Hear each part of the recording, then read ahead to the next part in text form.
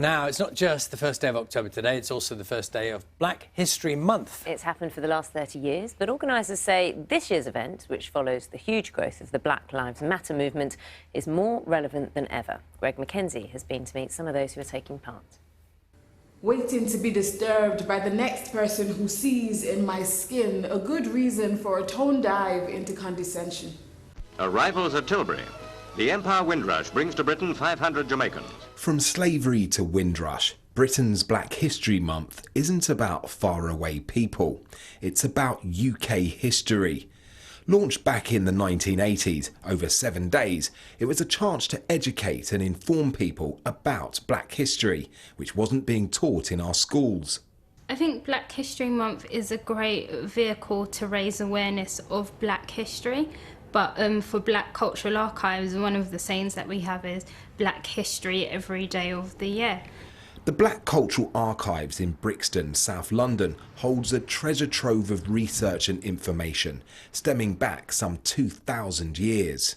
I think that there's a lot more that needs to be done to understand that Black history is not confined to a month, it's not confined to particular periods, especially of recent history in Britain, but there's this influence and contribution, you know, stretching back thousands of years.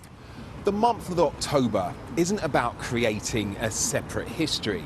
It's simply about remembering a history that already exists.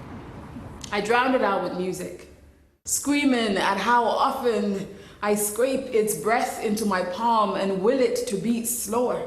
Tolu is a poet, and today a collection of her works will be published as part of the 20 in 2020 campaign. I mean, if we look at the history of the UK, Black people in particular have played a particular part in building the infrastructures of this country. It's either been built by them or on their backs. And so Black History Month is a time to remember that, especially since it is not remembered everywhere else.